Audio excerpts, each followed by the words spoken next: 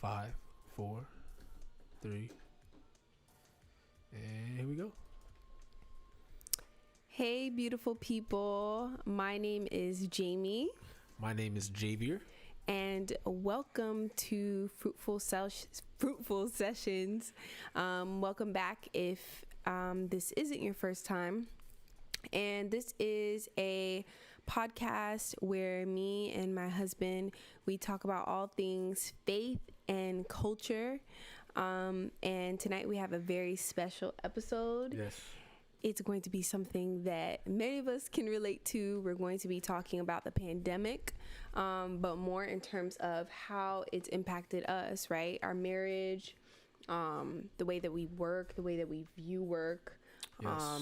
and life and some other things. So super excited for tonight. Yeah, babe, it's going to be a good one. How you doing? How you feeling today? I'm feeling okay. I think there's a lot going on just in the atmosphere, and it's just sometimes it feels like one thing after another. So I'm feeling okay, but I'm happy to be here tonight with you. Me too. And just I'm happy you chopping made it it, up. man. I'm happy you made it. Yeah, man. I was like, I don't know if this podcast is gonna happen, but God made a way. So Dina's with us, boo. Dina just chimed in. Greetings. hey, Dina. What's up, D? Welcome to the D-dubs. podcast. Where you guys tuning in from? Drop it in the chat. Let us know where you're tuning in from. Mm-hmm. And as always, guys, feel free to engage, ask questions while we're talking. We're definitely open to answering those. As my wife said, today we will be talking about the pandemic and just a few ways that it affected the way we think about things. So, babe, first on our list is our marriage. You know, COVID-19 comes seemingly out of nowhere, not quite. You know, we kind of saw it in the news. Yeah.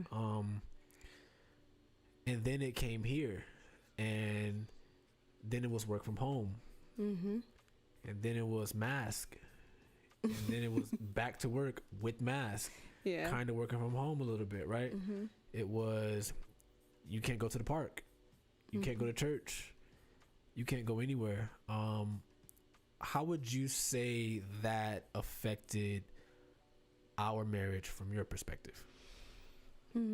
That's a good question. I think from my perspective, in the beginning, honestly, I think it affected our marriage in a good way. Yeah. Because you were home, I think, for, was that 6 weeks? 6 weeks? Yeah, you were home for a while. Okay. But yeah, so like many people, when COVID hit close to home, most businesses just shut down unless you were, what was the word again? Unless you were, on the front lines. Yeah. But, you were home, and it was strange because I had gotten used to like kind of doing everything on my own and, juggling everything. So it was actually really nice to have you home, I think. Yeah, that's pretty much just from my perspective. Yeah. What about you? Deep. I know, it's just like Deep. No. I think that's good, babe. What about you from your perspective? How did it, as you share, I can, chime in more. Definitely. I think for me, it was huge because I wasn't here for so long. Like, leaving in the morning, coming back in the evening, but then like, there's really like other things to do too, so I'm with you guys being you and Nathan. I'm with you guys, but like, I know it's like, all right, well, the next thing is coming. So that was very short, you know what I mean? And that had become the norm.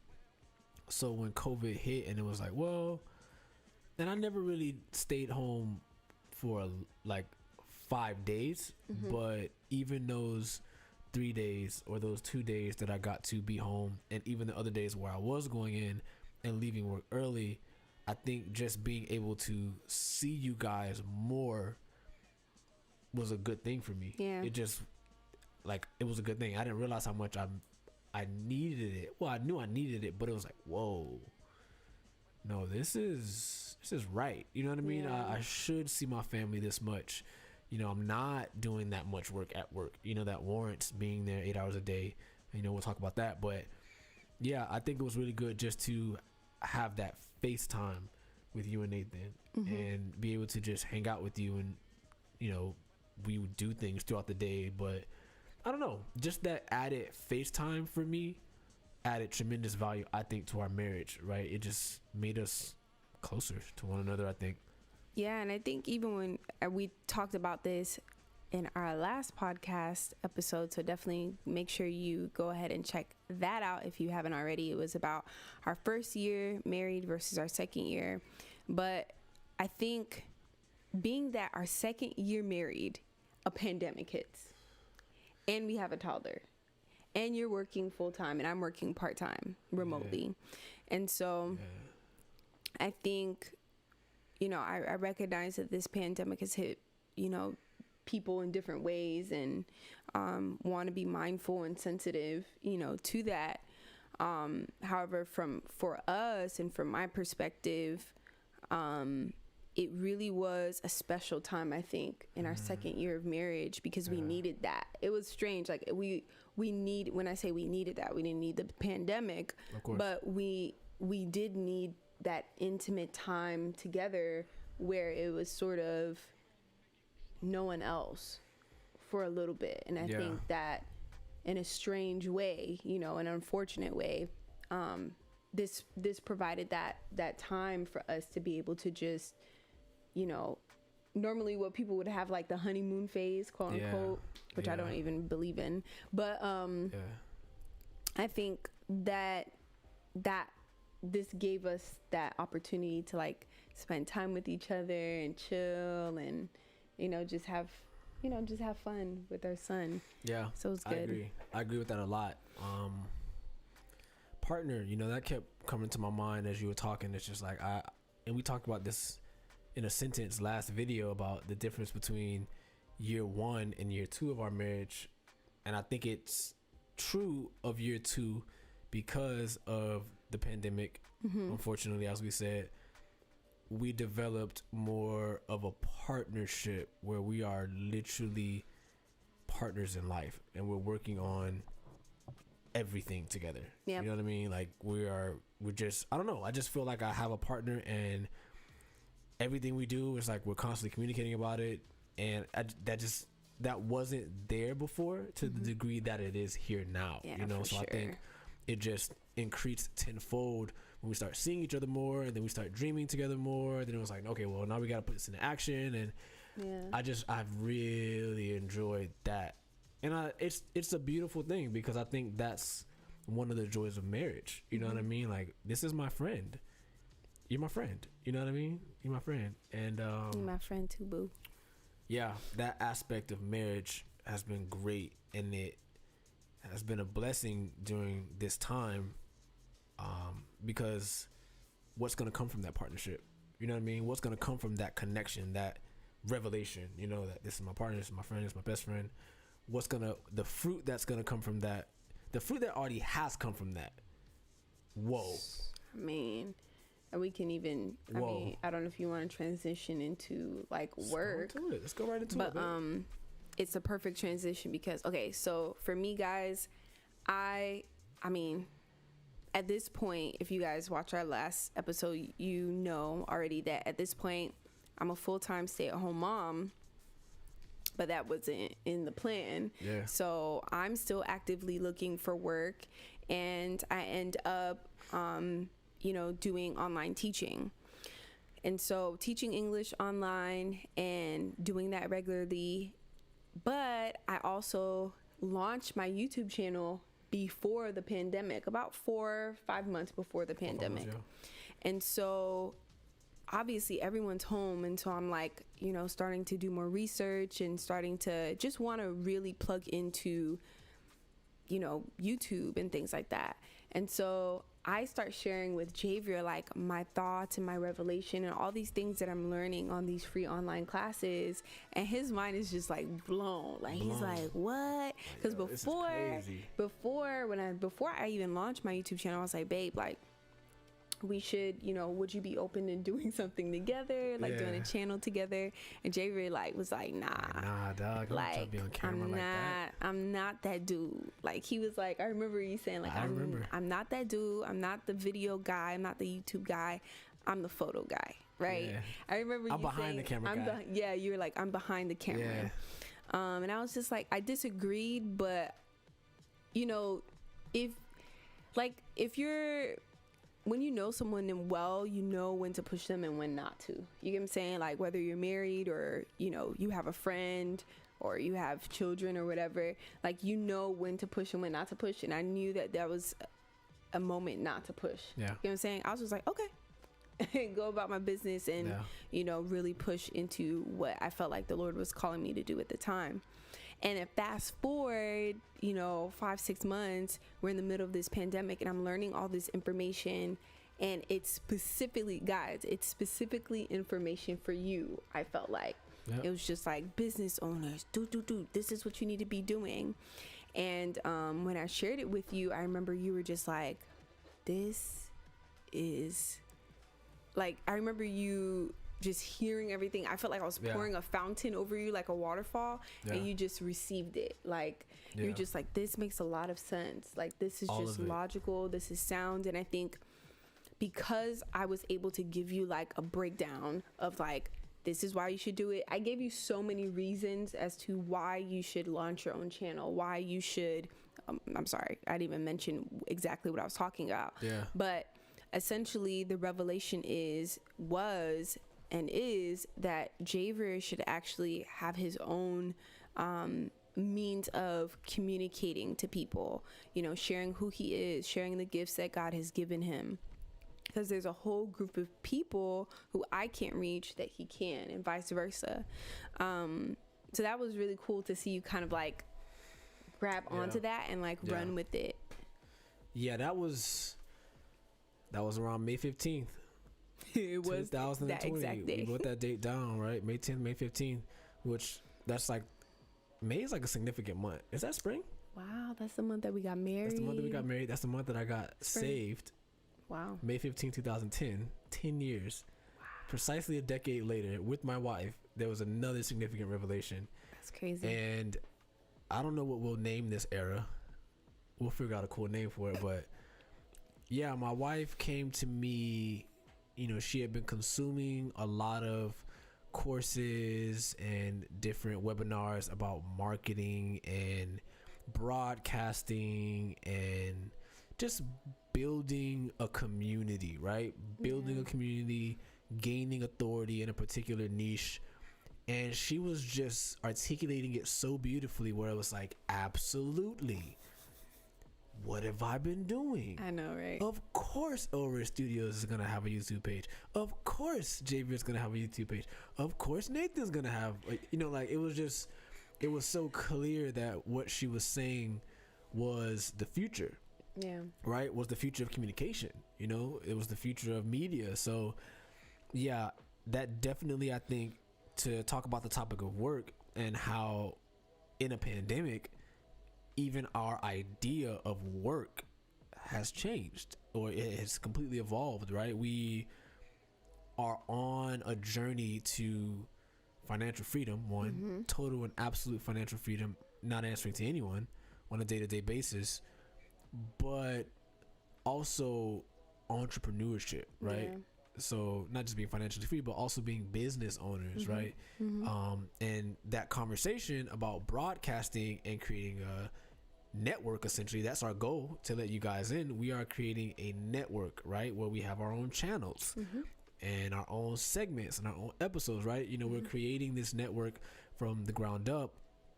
And it's like, yo, we love to do this. Yeah. It's okay to pursue that which you love to do. It's okay. You have the license to do that, right? And I don't know if for myself, I believed it, but it's just like when you're working the 9 to 5, that imagination, that dream gets lost. And I would even go as far to say, and this is probably going to be something I expound upon like for the rest of my life, but we are not taught to be employers. Yeah. I mean, we are not taught to be bosses. We're taught to be employers, employees, right? We're not in school, you know, we're kind of put in our heads, okay, who are you going to work for? We're not really taught, okay, what business can you establish? And there might be that one off teacher that sees something in you. But I feel like for the most part, it's like, okay, who are you going to work for? What are you going to do? What company? And there's nothing wrong with that. You know, if you have always had a dream of working for a specific company, like, amen, like, you know, pursue that and go full force. But I think there's a lot of people, they know that they have something inside of them that doesn't necessarily require them working for someone else. And sometimes because of those societal, like, expectations, we just kind of go with the flow until there reaches a point where we're like, yo, this is not even what I want to do. This is not even what I'm passionate about. And I think we live in such a unique time right now that you can do what you love, you can do what you are good at, and actually make a living. Dare I say, do better than you were doing than when you were just better going with the flow. So that's one thing that we realize, and we're just like, man, like, God has given us so many talents, so many gifts. Like, why sit on it and just play it safe? Yes. You're ministering to my soul. I think we believe that, and we are running with it 1,000%, right? I mean, we encourage everyone listening, you know, what is your idea? What do you imagine you were born to do, right? What do you know, our brothers and sisters, our Christian brothers and sisters, what do you believe the Spirit of God has called you to do? You know, and Val brings up a good point, right? Val's here. She said you look great in yellow, by the way. Oh, thanks, Baba. She says it's the fear of disappointing others that, you know, obviously probably creates insecurities. Yes, it is the fear of disappointing others. That is a real fear, right? I'm not going to be the guy to be like, well, just don't feel that way. Get those emotions out of here. It's real. Toughen up. No, it's real. You know, that is something that you have to overcome. That's what I would say. And I think I don't necessarily have the fear of disappointing others. I'm not sure if that's something you would say you have. I wouldn't say I have that. I would say for me, it was more so because I would say I was in a brief depression, right? I was in a period of depression where I just had this cloud looming over me, this cloud of sadness, this cloud of like, life, snow, you know, why I don't want to do this, blah, blah, blah, blah, blah. For me, it was more so not having hope anymore. You know what I mean? A loss of hope. Would you say you've experienced having the fear of disappointing others and that hinder your pursuit of what you believe God's called you to do in an organic, bold way? I would say yes. I would say, you know, a fear of letting people down. But mostly, I think for me, it was just not knowing.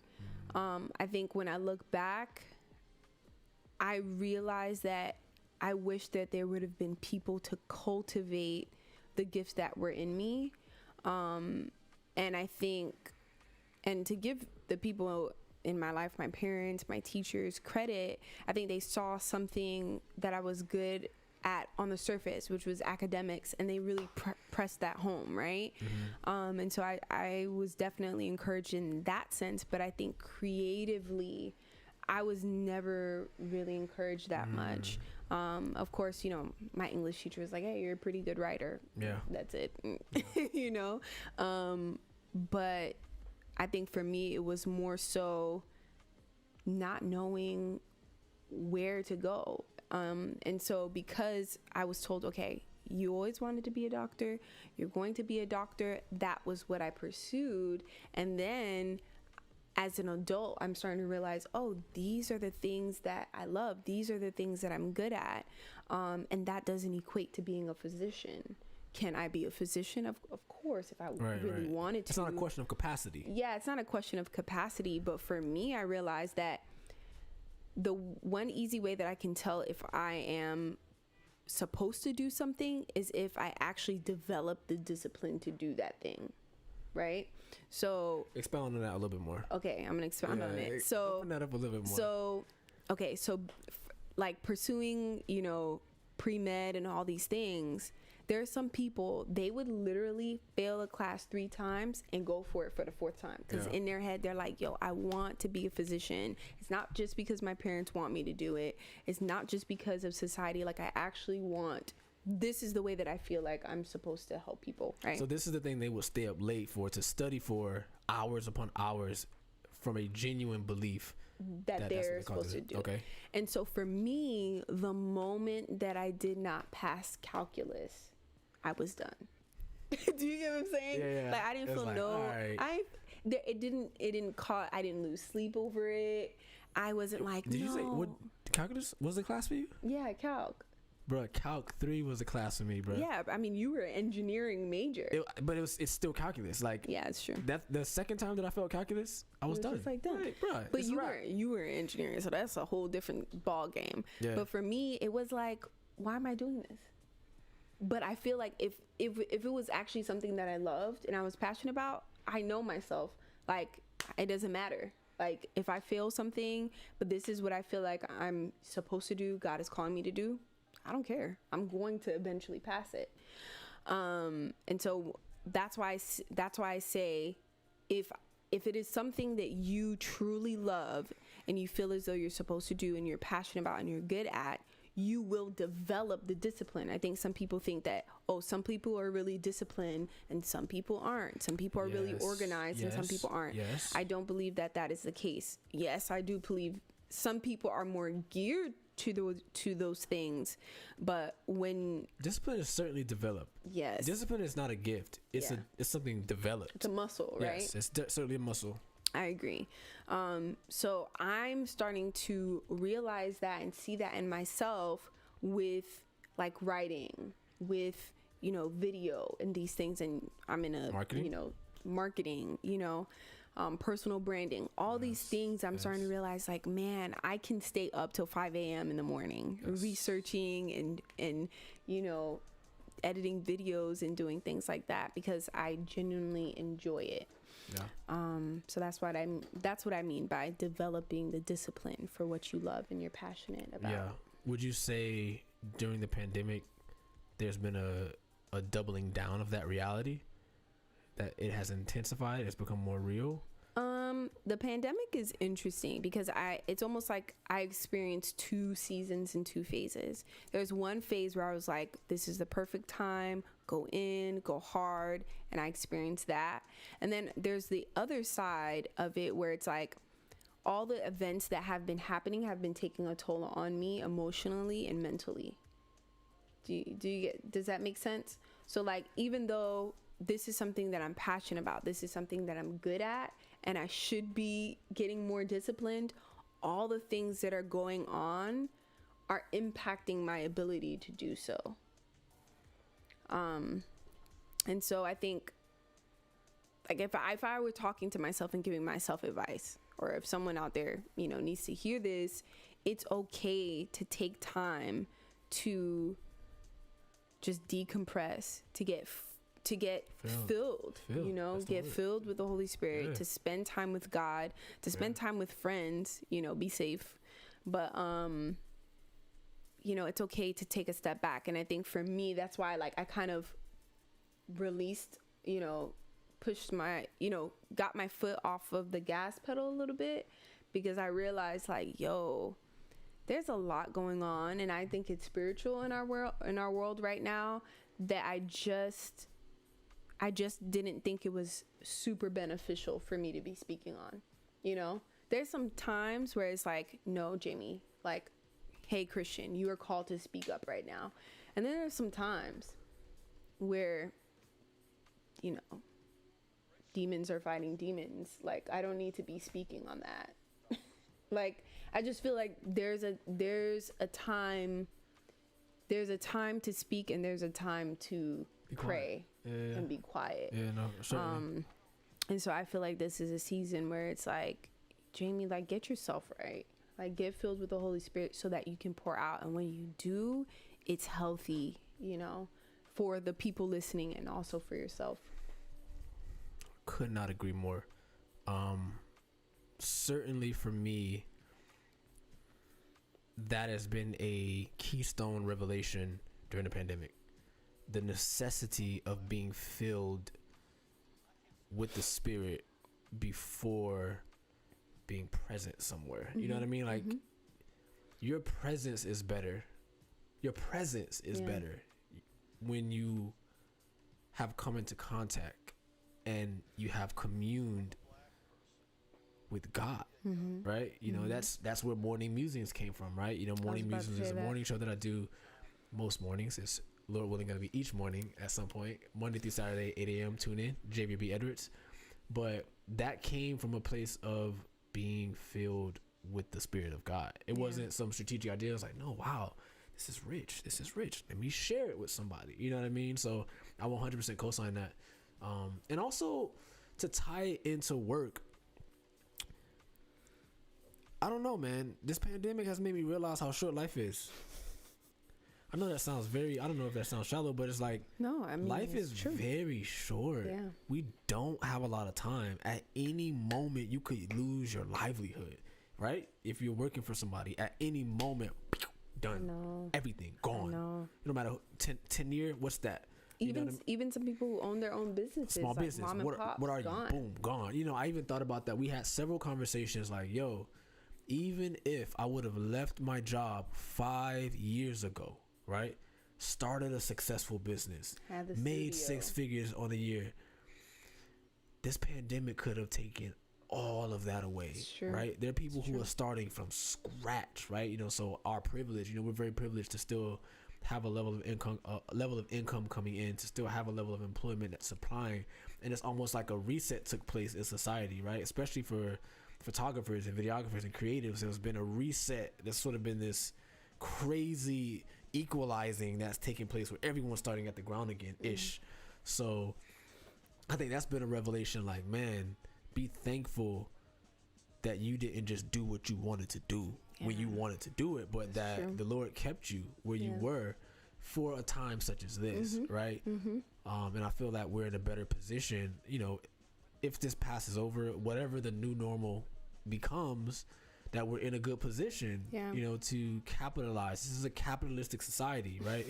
To capitalize from a enterprise perspective because of our privilege, right? And what we've been blessed with during this time. So it's true. Yeah, man, that's work and the pandemic. Babe, let's talk about community. This has been a big topic in our household for a long time. Community.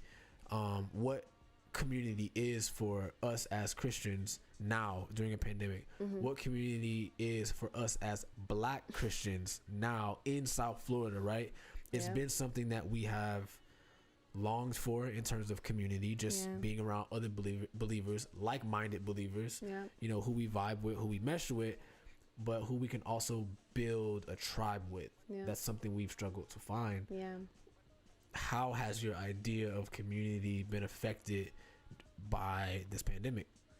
It's interesting because, as you share, like that's something that we've been longing for a really long time. It's just people that we vibe with, that we sync with, that it doesn't feel forced. But I do think that something that this pandemic has revealed, like I remember seeing like early on memes like, you know, and people, you know, this meme is controversial, but like, you know who your real ones are, you know, if they reached out to you in the pandemic. Now, that meme got some flack because it's like, yo, this is the beginning where everyone was struggling. Everyone was struggling to reach out to people. So I think at the end of the day, what I took away from that is I realized that my network, or not even my network, but the people who are the closest to me, like it's a small but strong few. You get what I'm saying? Now, for me, I would love to hear what you think. For me, when I look at the people who are the closest to me, including, you know, my boo, but outside of you, the closest people to me are outside of Florida. you know, for the most part. There are some people, I love Yeah. y'all. But there, of course, there are a few people who are in Florida, but a lot of my close friends are not even in the state. Yeah. You know? And so I think for me, some conversations that we've been having is like, hey, is this normal? Is this good? Is this right? And I think for you and I, you know, we're okay. We're those people, we're okay staying home, you know, for a week. Like, we don't need to be around a huge group of people. So that was pretty interesting. But as I think the pandemic went on, it was like, yo, we're yearning to be around like-minded people. So those are some of my thoughts. Yeah. Oh, what a topic. Community, friendship. We might have to do like a separate video on that. But what is a friend? You know what I mean? Like, I love know, man, but the just questions that you ask. what is a friend? What is wind? Coming. So, I got saved in Gainesville, Florida. Go Gators! What's up? Right. And when you find Jesus, or Jesus finds you in a college town, in a college situation, it is utopic. Boy. You know what I mean? Because everything is so close. You probably don't have a car. You're probably taking a bus everywhere, a scooter. All your best friends are within walking distance, busing distance, right? Y'all get free food. I mean, there's this rich community in such a bubble, utopic society. You're not even in the community, actually. You're in the college, right? You're not even in a real city. Wow. You're in the college. So it's this very... Jamie said, what is a wind? I mean, Val said, what is a wind? Oh, sorry. Yeah. Notice Yolandi. Oh, my gosh. Hey, yo. I was calling you Val. The letters are so small. My bad. What's up, yo? Welcome.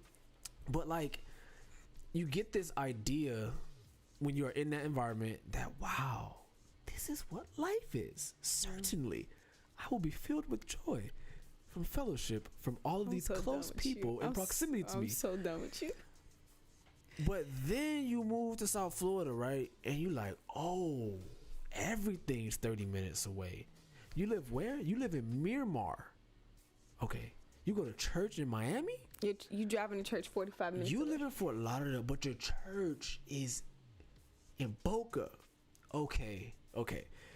That reality was a shock for me, Jamie. And I'm still struggling with that. You know what I mean? Like, well, dang, what is church in my region? You know what I mean? Like, do I go to a church outside of the neighborhood that I'm living in, go there, not really be in deep fellowship with anyone, you know, save one or two leaders, save the leaders? Yeah.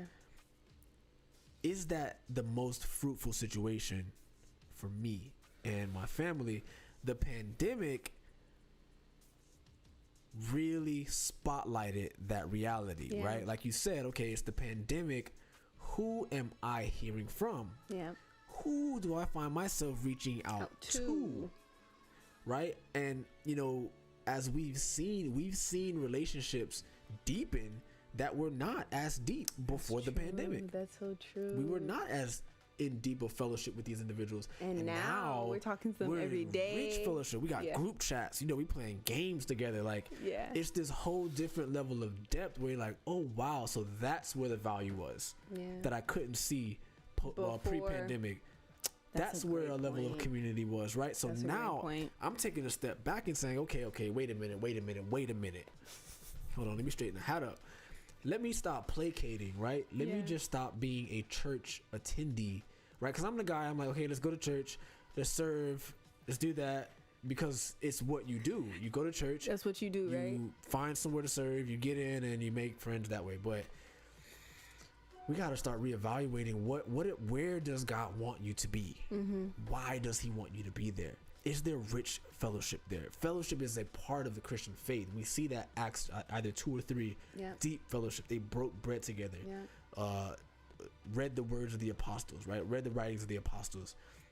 And nothing that they had was their own. We see this crazy sense of community, camaraderie, and fellowship that you and I have been longing for, that we are getting a taste of in a very small way during the pandemic with people who are outside of our current community. Yeah. You know, being frank, right? Yeah. Our current community. So it's like, it begs the question, okay, what is community? Where should I be? What should I be doing with whom? You know, like you said, most of your closest friends are out of the state, right? Is that the reality, right? Does that mean we move to that? Like, what does that mean, right? Does that mean we stay here? We find, what does it mean for us locally? All those questions for me have come to mind, and they all don't have answers, you know, but those are some of the questions that have come to mind for me. What about you, baby? That's good, babe. I mean, ever since I moved back to South Florida from Gainesville, you remember, like, there are moments, y'all, I have cried just because I'm like, this cannot be real. Right. This cannot be real. Like, this is my home. Like, this is where I'm from, born and raised, Miami. And it's just like, and maybe that's not everyone's experience. Maybe, you know, there are a lot of Black Christians out there who are like, nah, man, like, I'm from here and I feel like I have tight fellowship and, you know, rich discipleship. Amen. Praise God. You know, leave a comment below. Let us know where you go to church, you know, where you fellowship at. But for me, like, it was just really sad at some certain points because I was like, what are Christians out here in South Florida doing? You know, like you were talking about, that's a conversation that we were having, like how that term church home can be so dangerous, I think, to a Christian, because you're like, yeah, I have a church home. This is a place where I go on Sundays, and this is where I go, you know, on Tuesdays for small group. But does anyone know what you're really going through? Does anyone know the sin that you're struggling with? Does anyone know the gifts that you have and are encouraging you and pushing you in those? Does anyone know what's going on at home? So that's something that we've been talking about, is getting out of this whole church home. Okay, this is where I go on Sundays and this is where I serve, but actually asking ourselves, who are we close to? Who's in our lives? Who are we reaching out to, and who's reaching out to us? And so I agree with you, babe. I think the pandemic has brought up a lot of questions, and not all of them have answers, but I think it's interesting because we're getting more and more clarity, you know, as time goes on. And I think ultimately, I don't know. I think ultimately church for us might look like the 21st century. Yeah. Where, okay, we might be scattered and we might be abroad, but we're tight. We might be tighter with people outside of our state or outside of our city. Right. We might be closer with those individuals. Right. Right. Than those who live in our city. Right. For a certain season. No, that's 100% factual. Rodine says, experienced the same moving back home from Gainesville. Had to relearn the meaning of fellowship these last 2 years too. Yep. What is fellowship, man? You know, even looking at Paul traveling from city to city, you know, writing letters to this city, to this church. You know, what was he? How does he fit in our typecast today? Is he a church planner? You know, I don't see any church planners doing this. You know what I mean? I haven't experienced that. I'm not saying they're not out there. I'm just saying, you know, just seeing how they moved and they navigated from church to church to church and served in different ways, and it blessed that community. It's I don't know. It's just something to be discussed. Is the model of church that we have right now the most ideal for deep discipleship, deep community, deep accountability? You know, I think these are all pillars to the Christian faith. When we look at the people that we are in that deep fellowship with, have that deep accountability with, they're not near us. Yeah. You know, and I think they should be. I think they should be. I'm not saying absolutely that it has to be that way. I just feel this is a large region. There's no possible way that same sort of relationship can't be found somewhere near us. Again, it begs the question: where are we supposed to be? When? How do we find it? Et cetera, et cetera. But that definitely came up during the pandemic. Yeah. Great thoughts, babe. Great thoughts. I agree, boo. Well, that's our topic for today, guys. Short episode. Well, not short episode. This is about the normal length of our episodes. About 30 minutes. I know. This is just about. I'm in a habit from like morning meetings. It's like, all right, guys, short episode. But this is Fruitful Sessions, guys. A live podcast with Jamie and Javier. Today's episode was about how the pandemic affected our marriage, influenced our thoughts about work, as well as community. You know, what is church? What is community? If you enjoyed it, definitely like it. Definitely share with somebody. Of course, you can still leave comments if you are watching the recording, not live. Two things. We would love to hear from you guys as to what topics you want us to engage with and talk about. We want to do that, right? What are your thoughts? What are some things you want to hear about? So when you do watch the video, definitely leave a comment as to what topics you're interested in hearing dialogue on from us. You got any thoughts, baby? Yeah, thank you so much for watching. Make sure that you subscribe if you haven't done so already. And if you are someone who wants to listen on the go, check us out on all the podcast streams that are available. Yeah, we have to upload the episodes. We got like 3 episodes we got to upload. Yes, we do. They're coming, right? They're coming. We're a developing platform, and we would love your prayer and your support. Yes. All right, guys, this is Fruitful Sessions. We are signing out. Alrighty, guys. Have a great night.